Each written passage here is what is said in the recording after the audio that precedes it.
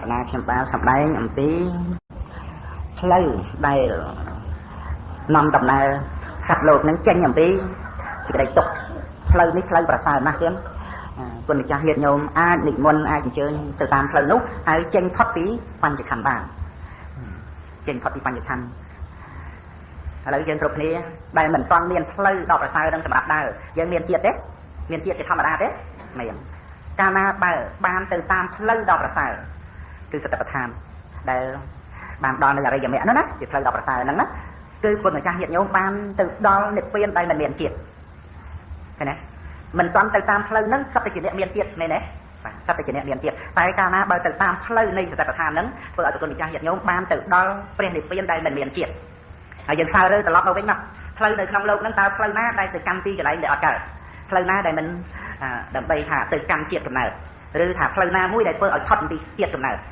ក្នុងโลกហ្នឹងយើងរកមើលមានទេដែលរៀបរាប់រួចមកហើយហ្នឹងសត្វតែទៅរកជាតិកំណើតទាំងអស់ស្លាប់ទៅរួចផុតពីកើតទេកុំមករៀននិយាយយល់ថាឬស្លាប់ទៅអត់កើតទៀតនឹងនិព្វានអត់ទេណាទៀតនឹងយល់ខុសហើយសូម្បីយើងយល់ថាព្រះអរហន្តណាអស់កិលេសទៅលោកក្រោយពីអស់ជីវិតទៅគឺឈប់កើតតែនឹងហើយនិព្វានឧច្ឆេតតិថៈទេយល់ឃើញថាមានព្រះអរហន្តណាដែលលោកអស់កិលេសហើយក្រោយពីអស់ជីវិតទៅសូន្យក្រោយពីអស់ជីវិតទៅលោកអត់កើតទៀតទេលោកបានដល់ព្រះនិព្វានដែលអត់កើតហើយអត់ទេទៀតព្រះសម្មាសម្ពុទ្ធព្រះអង្គមិនបានសម្ដែងចុកតិនឹងជាផ្លូវទៅរកព្រះនិព្វានដែលមិនកើតអត់ទេព្រះអង្គមិនដែលសម្ដែងថារឿងបុគ្គលដែលបានទៅដល់ព្រះនិព្វានដែលមិនកើតជាធម្មតានឹងទៅតាមផ្លូវនៃចុកតិចិត្តអត់ទេសូម្បីព្រះអរហន្តក៏ដោយព្រះអរហន្តតែលោកទៅកម្មព្រះនិព្វានតែព្រះនិព្វានមិនកើតនោះគឺមិនមែនទៅតាមផ្លូវចុកតិទេព្រះនិព្វានទៅតាមផ្លូវអីអរិយមគ្គអង្គ8ជាផ្លូវដល់ប្រសើរទៅដល់ព្រះនិព្វានដែលមិនកើតមែនទេដូច្នេះអ្នកដែលទៅតាមផ្លូវដល់ប្រសើរហ្នឹងតើបញ្ញខណ្ឌរបស់អ្នកហ្នឹងបែកធ្លាយហើយនៅទៀតមិនតាន់បែកធ្លាយទេបញ្ញខណ្ឌរបស់អ្នកហ្នឹងមិនតាន់បែកធ្លាយទេតែបុគ្គលនឹងឯងដើរចេញពីបញ្ញខណ្ឌដែលបញ្ញខណ្ឌនឹងឯងមានជាតិជាធម្មតាហ្នឹងណាបញ្ញខណ្ឌទេទេជាតិតែធម្មតាហ្នឹងបញ្ញខណ្ឌនឹងមានជាតិជាធម្មតាដើរចេញពីបញ្ញខណ្ឌហ្នឹងទៅដល់ព្រះនិព្វានដែលអត់មានជាតិជាធម្មតាទៅទាំងតែបញ្ញខណ្ឌនៅជាបច្ចុប្បន្នដាក់បានទេណាស្រាប់តែប្រគុណម្ចាស់ញាតិញោមហ្នឹងទៅដល់ព្រះនិព្វានដែលអត់ជាតិហើយគុណម្ចាស់ញាតិញោមរកមើលទៅដំណើរយើងក្នុងโลกនេះតើប្រគុណម្ចាស់ញាតិញោមនិមន្តអញ្ជើញតាមផ្លូវណាដែលបានទៅដល់កន្លែងដែលអត់មានជាតិឃើញទេទៅដល់កន្លែងនេះអត់មានអ្នកណាងាប់ទេណោះមានតែទៅដល់កន្លែងហ្នឹងទេយីនគរនេះអត់មានអ្នកងាប់ទេណោះអត់ដែរមានទេមែនទេត្រាច់ចង្កត់ក្នុងសង្សារវត្តកើតជាទេវតាកើតជាប្រអិនប្រព្រំមានរូបព្រំអត់រូបកន្លែងដែលជួបយីនគរនេះអត់មានអ្នកងាប់ទេណោះដែលជួបកន្លែងហ្នឹងទេគឺពិតជាអត់មានទេបើមិនជាបានទៅដល់កន្លែងដែលអត់ងាប់ហើយនោះវាមិនពិបាកមានជាតិនេះទៀតទេមកពីវាងាប់ពីជាតិមុនហ្នឹងហើយបានទៅមកមានជាតិនេះអញ្ចឹងដូច្នេះមានកន្លែងណាដែលថាយើងមិនស្លាប់កើតហើយដែលបានកើតហើយមានកន្លែងណាដែលមិនស្លាប់ពីកន្លែងហ្នឹងបើមិនស្លាប់ពីកន្លែងហ្នឹងទេវាមិនបានមកកើតក្នុងជាតិនេះទេមែនឬមិនមែនដូច្នេះគឺគ្រប់ជាតិកំណើតដែលបានកើតមកហើយសត្វតែកំណើតហ្នឹងមានសេចក្តីស្លាប់ទាំងអស់តែផ្លូវដែលយើងត្រូវទៅជាព្រះសទ្ធម្មដែលជាផ្លូវដ៏ប្រសើរនេះស្រាប់តែនាំប្រគុណម្ចាស់ញាតិញោមឲ្យទៅដល់កន្លែងមួយដែលអត់មានការកើតគឺជាកន្លែងមួយដែលអត់ស្លាប់ទៀតអត់កើតហើយអត់ស្លាប់ទៀតស្រាប់តែប្រគុណម្ចាស់ញាតិញោមហ្នឹងនិមន្តអញ្ជើញទៅដល់កន្លែងហ្នឹងទៅហ្នឹងគឺមិនមែនតតែចាំបញ្ញខណ្ឌហ្នឹងបែកឆ្លេតតែស្លាប់តតែចុកតែទៀតទាំងតែនៅជាបច្ចុប្បន្នខណ្ឌហ្នឹងចិត្តថាធម្មនិព្វានបត្តោគឺជាបុគ្គលដែលប្រតិបត្តិនៅធម៌ដែលសំគួរតាមធម៌បានដល់នៅនិព្វានក្នុងបច្ចុប្បន្នហ្នឹងអ្នកដែលបប្រតិបត្តិនៅធម៌ដែលសំគួរតាមធម៌ណាទៀតណាក៏ប្រព្រឹត្តទៅដើម្បីដល់នៅនិព្វានក្នុងបច្ចុប្បន្នដល់នៅនិព្វានក្នុងបច្ចុប្បន្នហ្នឹងដល់យ៉ាងម៉េចគឺបញ្ញខណ្ឌនៅជាបច្ចុប្បន្នតែបុគ្គលដែលបានបប្រតិបត្តិនៅធម៌ដែលសំគួរដល់ធម៌នោះក៏បានធ្វើដំណើរតាមផ្លូវនោះតាមយានជំនិះនោះតាមនាវានោះចេញពីបញ្ញខណ្ឌហើយបានដល់នៅទីកន្លែងដែលអត់កើតមិនបានកន្លែងនឹងអត់កើតទៀតព្រោះគឺជាដំណើរដែលចេញផុតពីខណ្ឌកាលណាបើយានជំនិះដែលបុគ្គលអាស្រ័យហើយនឹងនាំបុគ្គលនឹងចេញផុតពីខណ្ឌគឺត្រូវបានទៅដល់កន្លែងមួយដែលអត់ជាតិព្រោះរឿងជាតិវាមានទៅក្នុងខណ្ឌនេះណាទៀតណាតែកាលណាចេញផុតពីខណ្ឌហើយគឺដល់កន្លែងមួយដែលអត់ជាតិហើយគុណចាស់ញាតិញោមរកមើលយានជំនិះក្នុងโลกនេះមើលទៀតឡានអីយានជំនិះអីដែលអាចនាំគុណម្ចាស់ញាតិញោមនឹងឲ្យចេញផុតអំពីជាតិកំណើតចេញផុតពីបញ្ញខណ្ឌមានទេមានយានជំនិះក្នុងโลกនេះអាចនាំប្រគុណចាស់ញាតិញោមចេញផុតពីខណ្ឌ5បានទេរឿងហ្នឹងណាទេណាជារឿងដែលធ្វើឲ្យបុគ្គលបប្រតិបត្តិនៅធម៌ដែលសំគួរតាមធម៌ណាមិនត្រេកអរនឹងភពទេមកពីអីមកអំពីគ្រប់ភពទាំងអស់គឺសុទ្ធតែជាកន្លែងដែលមានជាតិជាធម្មតាមានជារាមានជាធិមានមរណៈជាធម្មតាដូច្នេះ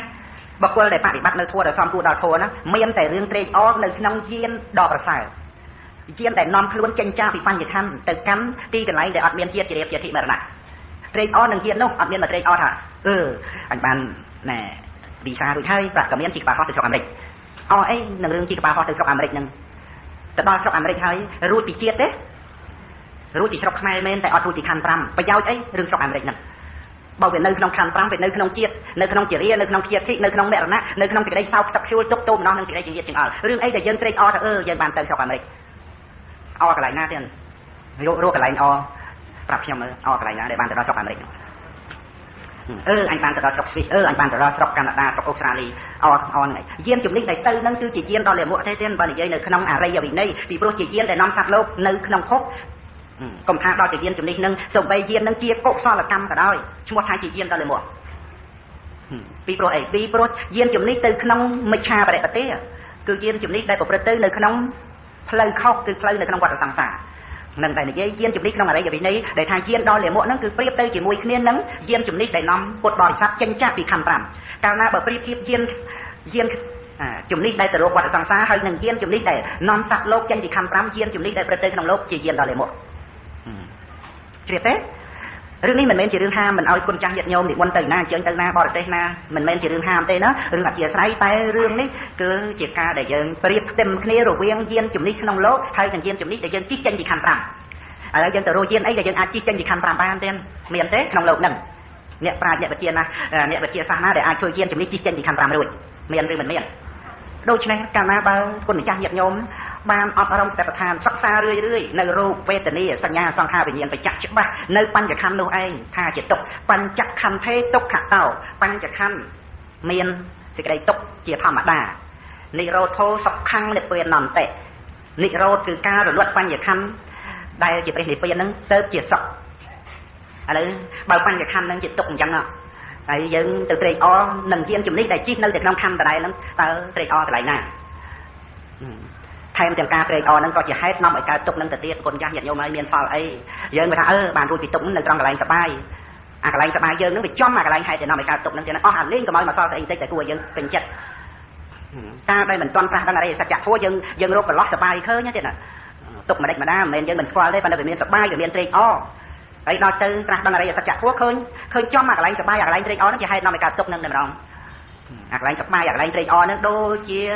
ាថ្នាំពឹសដែលចម្រុះនៅក្នុងអាហារដែលមានក្លិនឈ្ងុយឈ្ងប់ឬចម្រុះនៅក្នុងទឹកឃ្មុំឃើញចំអាកន្លែងហ្នឹងវាបានថាហេតុតែនាំឲ្យកើតទុក្ខហ្នឹងវាស្អីផ្សេងខ្លះក្រៅពីក្តីត្រេកអារីករាយសបាយពេញចិត្តហ្នឹងឲ្យក្រៅពីហ្នឹងអត់វាចំអាកន្លែងហ្នឹងឃើញច្បាស់បើកុំតែមានអាកន្លែងហ្នឹងធ្វើម៉េចនាំសត្វទៅរកភពបានចឹងបើកុំតែរឿងសេចក្តីត្រេកអរសបាយរីករាយហ្នឹងធ្វើម៉េចនាំឲ្យមានជាតិកំណើតតទៅទៀតបានចឹង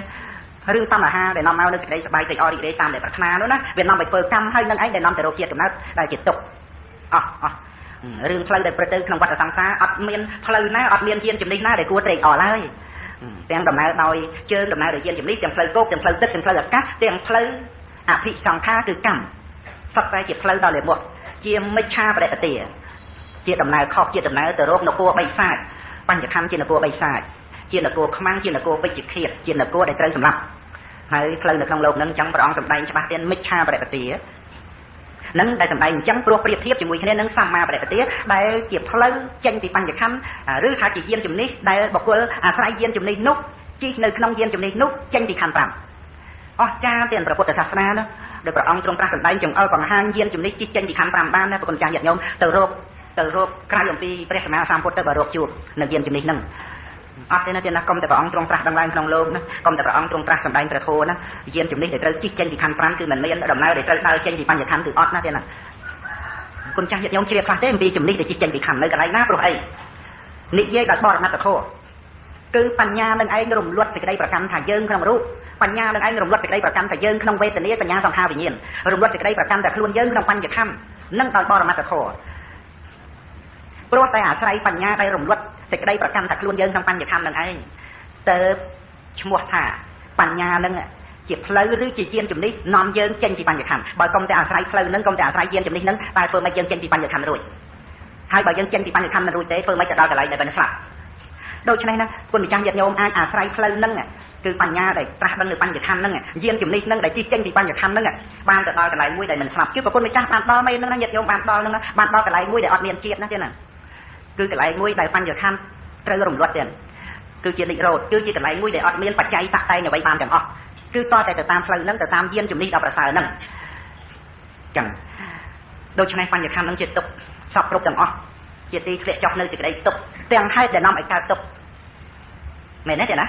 ក្នុងបញ្ញខੰនឹងព្រះនិព្វានទៅជាសុខ